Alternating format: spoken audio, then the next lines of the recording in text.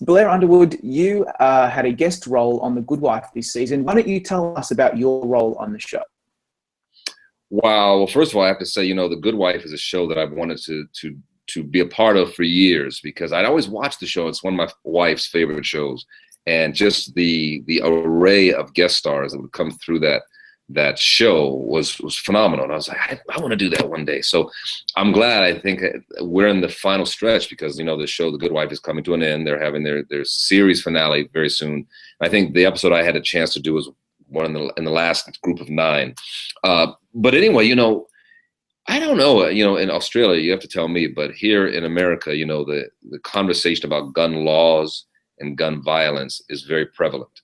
And, of course, we're having our political season right now, our presidential race, the primaries right now. And it's on the lips of the candidates right now in terms of what happens. If somebody is killed by a gun, is it the person's fault who pulled the trigger, or is it the gun manufacturer's issue and problem? And can you sue them? That's at the crux of this storyline that we did it with The Good Wife. The character I played was a grieving father who raised his daughter, and she's 16 years old. The show opens, which is very, I think, structurally different for The Good Wife, because you get a chance to look into the lives and the background of this character who becomes, I guess, a defendant initially, and then becomes the plaintiff. He turns the tables on him. But long story short, you meet him when he's videotaping his daughter walking for the first time, and it's her first day of school, and then it's it's her prom. Well, gets braces. She's 16 years old, and nobody's gonna ever love me. And then it's her first prom, the night of her first prom, and it's that night when she comes home, and he's having a nice little sit down conversation with his daughter over chocolate milk of all things, and you hear gunfire outside, and a bullet comes through the window, and she's shot through the neck, and she dies in his arms. That sequence opens the show, and you see the anguish of this father, who for the rest of the show becomes a grieving father, obviously, and he takes it upon himself to sue the not the gun manufacturer, but the gun store. It's called Glorious Guns. He wants to sue the gun store for selling these guns into the community, because in his mind, had it not been for the gun store selling the guns, there would not have been a gun to shoot and kill his daughter. So he, as a local businessman, puts up 3 or 4 or numerous billboards around town saying that it's their fault. And of course, the gun store is saying, wait a minute, you're bringing attention to us, number one, but we're also losing business because you're blaming us for the sale of these guns. So it's a long answer to your question, but the gun store ends up suing me, the victim. Yeah. It's so typical of The Good Wife writers, how brilliant they are to turn things on their head, the way that they are able to touch on certain issues, but do it in a really interesting way. So we'll touch on a few elements of the episode. The first one, is you really already talked about, is this series of vignettes at the beginning. The show opens on you and your daughter, and kind of goes through her, the milestones in her life. It's really touching and beautiful for anyone who's a parent. You're immediately in there. You're in that space, and then she's gone. And so I wanted to just go a little further and talk about the way that the episode opened, and how those scenes, how difficult they were to shoot, or how interesting they were to shoot. Yeah, well, I was told by the producers and the director of that episode that, as I said before, it was unique structurally to open the show like that, per se. For me, it cut to the heart, because I am a father of a 17-year-old daughter.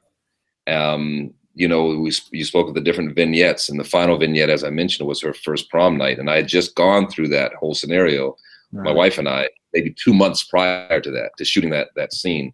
So it's very raw, and you're right. Anybody who either is a parent or loves kids and is connected to kids and teenagers, it's gut-wrenching. It's gut-wrenching, absolutely gut-wrenching. When I read that in the script and I saw what they wanted to portray, I jumped at the opportunity to portray that, because it's a parent's worst nightmare. And I hope to never have to live that in real life, but to be able to hopefully express that storyline, and then the grief that comes after that, and then the actions you can or cannot take after that, and through the legal system, which the show speaks to. But those vignettes alone were very it's not that they were challenging to do, but they were difficult to do, which is what you want, of course.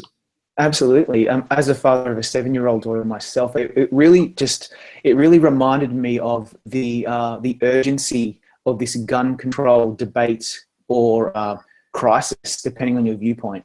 Right. And you think of Sandy Hook and things like that. And so, given that the Good Wife writers, they're about to finish up this very successful show, they're trying to go out with a bang, pardon the pun, and right.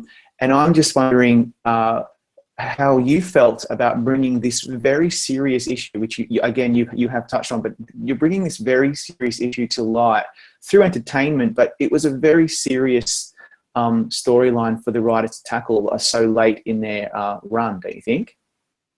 I do think so, but as relevant as it was, you mentioned Sandy Hook, and the gun violence. Of course, the show was set in Chicago, but the gun violence is off the chain in Chicago today. So it's always relevant, and the conversation changes. I think oftentimes people would like to maybe just sweep it away and say, well, there's going to be gun violence in inner city Chicago or the inner cities in general.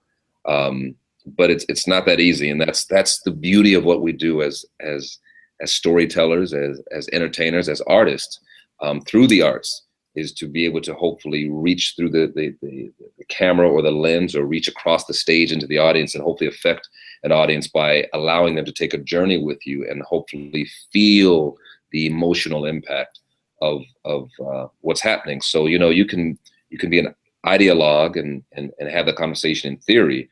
But again, I'm mentioning Sandy Hook. Sandy Hook, just arrested people's attention in this country.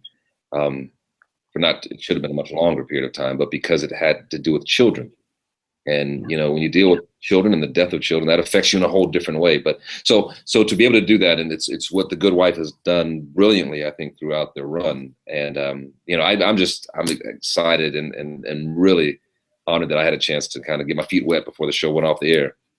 Yeah, that's right. The Good Wife at the moment, or has been for the last few years, kind of like what Law and Order was in the 90s. It's brought on so many amazing actors for recurring roles or for guest roles, and you'll see that it's been nominated at the Emmys, I think almost every year, at least one or two guest actors. So it would have been very exciting for you to join the cast for that one episode. How did this opportunity present itself? Generally, how do you get to get involved in a show like this for a guest role? Did it just land on your desk and you thought, yeah, I'm doing this because my wife's a fan and I love the show? That's kind of how it happened, actually. Yeah, it was an offer through my agency, and they called one day and they said, you have an offer to do an episode of The Good Wife. Immediately they had my attention. And then again, when I read the first 2 pages and I saw the setup of the whole story, I was in. And there are a couple of personal reasons. That my wife's one of her favorite shows. Juliana Margulies, I'd known her and met her back in the 90s when she was on ER, and I was doing a show called LA Law. And by the way, I have to tell you, that was the first time I can remember that I'd been back in a courtroom since LA Law. And we LA Law, I came on that show in 1987. We wrapped in 1994. So we were over 22 years ago. So we've been on the air in 22 years. Unless cable, but I hadn't been in a courtroom in 22 years. So it was really wonderful to kind of come full circle and be on the other side of the law, by the way, to be a plaintiff on that. And also just in that courtroom, I can't remember all of the names, to be honest with you, but we talked about the guest stars, and just to be, one of the reasons I love working in New York is the opportunity to work with theater actors, theatrically trained actors, and the judge of that case. I was in awe watching as an artist, his choices, take after take after take, was different. And the opposing counsel and the other witnesses, and Christine Baranski, of course, and Matt, and just the entire cast is just, as an actor that loves great acting, to be in that courtroom alone was phenomenal. And unfortunately, as you know, seeing the episode, I didn't have a chance to work with Juliana, but the first day she came in my dressing room, we hung out for about half an hour and just kind of talked about the old days and the new days and everything that's going on now. So it was a good time all around. So, was there a sense that because The Good Wife is winding down to its finale, was there a sense on the set that you know, these actors who've been working together for a long time were about to call it for a day? No, not at all, because the first day I worked, Juliana had mentioned to me, it was a couple days before the Super Bowl, and she said they were going to announce it during the Super Bowl, but nobody knew on the set. So while I was there, nobody knew, and it came out, I guess, the day, a couple days after I finished working. So there's not that sense at all at the time.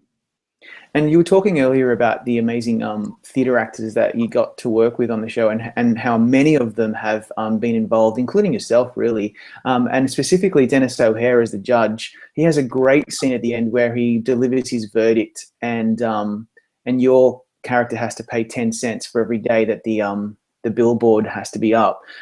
So, what was it like working with him? Because that was probably one of the best scenes of the whole episode. Yeah, well, first of all, he's phenomenal. As I was mentioning with Dennis, every take he would do was completely different.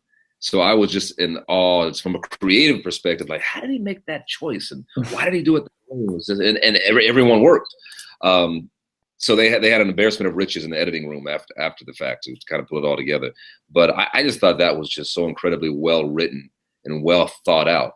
So because you know, in the larger scheme of things, the chances are my character in that situation would probably lose legally, but his character, the judge, Dennis's character, found a way, of course, to have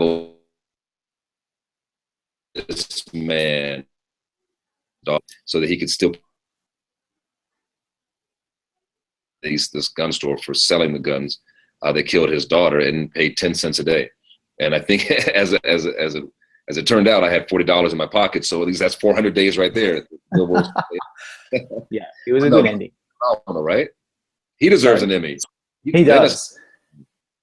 You know, he's been nominated a few times. He might be nominated this year for American Horror Story. So we'll see what happens with him. He's a fantastic actor. So I was also thinking, you said this earlier, but I wasn't sure, and I can't believe that you haven't been in a courtroom since your days on LA Law. I mean, you've been around for a very long time. You've got a great body of work, but many people still remember you for your seminal role on LA Law, where you played a lawyer. And I remember it clearly. You know, it was one of the best shows of its day, and still to this very day, it's still so influential. It's funny how you're back on a legal show, but you're on the other side. But what was it like to get into that courtroom? Did you think back to your early days on LA Law? I did, actually, to be honest with you. And I was watching Matt, who's a series regular on the show, who's sitting next to me, and I was watching him, and you know, he had done 7 years. This is their 7th year on the Good Wife. We had done 7 years on LA Law, and I said to him, you know, at one point, though I have a tan, I said, I was you. I was that young hotshot attorney on this legal show, you know, for 7 years. And, you know, aside from just growing up creatively, you also in 7 years, you grow up in many ways, professionally, personally. You know, that show, LA Law, absolutely changed my life. You know, it changed where I was in my career.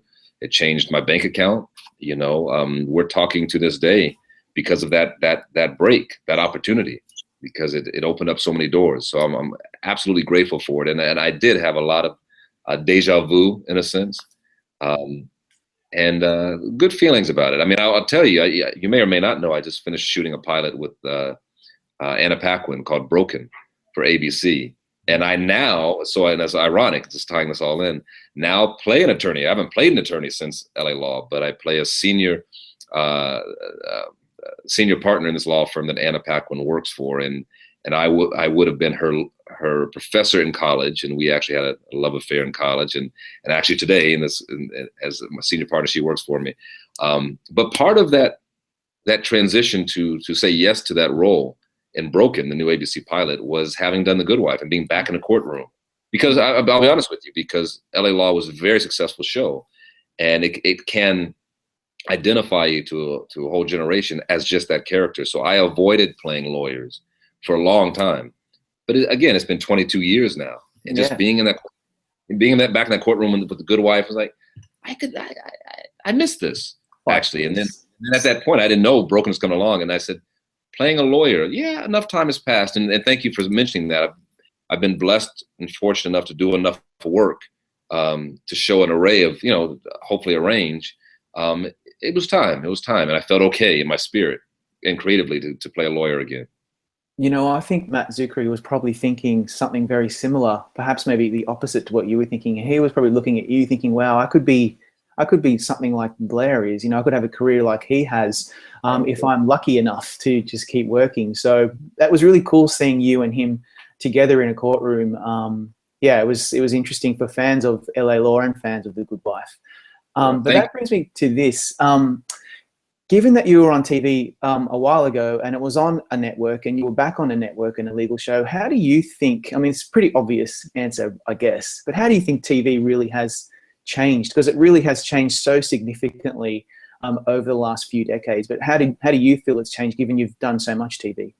Absolutely. Well, first of all, I think some of the absolute best work creatively, and the writing and the acting and the production even is on television, whether it's cable or network television, more so than in the theaters. The theaters nowadays are either art house films that are my favorites, or they're big tentpole movies like Marvel movies and other big tentpole expensive multi-million-dollar budgets, which is all fun. But if you just want to kind of just do the creative work and tell stories and have them be character driven, most often the best, the most challenging and interesting, compelling work I find is on television nowadays. Another thing that's changed so much in the last 20, 25, 30 years, of course, is how we consume our television. My kids, my wife and I have a 14-year-old, 17 and 19-year-old, and you have a 7-year-old. They consume everything on their smartphones. Yeah. Or the laptop, but really for these kids, it's mostly on their smartphone. That's right. And it's when they want to watch it. It's on demand. My daughter, it's so funny. My daughter's 17, and all of her friends, they binge watch. Hopefully after they do their homework, but I know that's not the case. But last year, all the rave was Friends. They had discovered Friends, so they binge watched. All 7, whatever the seasons of Friends. Now my daughter's into Parenthood. Remember Parenthood with Peter Krause? Wow. Mm-hmm. Yeah. So now she's into Parenthood. That's her big thing right now. So they're watching things and discovering things way after the fact, and that's how they consume their entertainment. So it's changed a lot just in the consummation of it and how it's projected and put out there to the consumer. But also the work itself has become much more, I think, compelling on television. Yeah.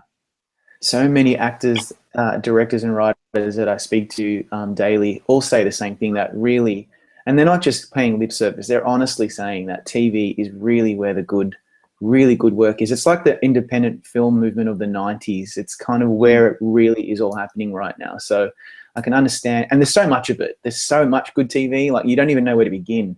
So that's wonderful for people like yourself in your industry. So there's a bit more choice and a bit more work out there for everyone to get. That's right. And the other platforms, which we didn't mention, the Amazons of the world, and Amazon and Netflix and Hulu. Yeah. And their production value is equal to what we're seeing on network television and cable television. Yeah. So there's a lot out there. My final question is about the differences between being a series regular and a guest actor. You'll be on the ballot at the Emmys in a couple of months as a guest actor on the show. You've been on the ballot many times before for things like In Treatment and obviously LA Law and other work you've done. What's the difference? You're a series regular, but coming in for one episode, you have the challenges of really capturing who this person is and trying to tell a story that the writers have put on the page. How different and how difficult is it to be a guest actor? The difficulty is it can be difficult and it cannot be difficult. The determining factor is often the environment you're walking into and the series regulars. I've been very blessed. I mean, I think Sex and the City was another similar situation where I came in as a guest actor for 12. But those ladies were so welcoming. Cynthia Nixon, called me when she heard I was doing the show. I never met her, but she said, I'm on the set right now with all the girls who just heard you come to do the show. Want to say welcome. And this was the same thing on The Good Wife. As I mentioned, Juliana made a point of coming to my dressing room the first day and sat down and caught up. And And so it kind of depends on the environment you're coming into. I must tell you, I was an Army brat growing up, so I was that perpetual new kid all the time. So it's almost second nature being kind of coming into a new situation, there's new people, and you kind of figure out who you are and how you fit in. So that's not so much challenging, but it can be difficult or awkward if the environment is not welcoming. And I've been very fortunate and blessed to have that, and certainly on The Good Wife. They're just an incredible cast and crew, even. Well, we'll see what happens at the Emmys later this year. Good luck to you, and hopefully voters are watching the show so that it can go out with a proverbial bang for its final season. Oh, man, I sure appreciate you taking the time, and thank you for saying that.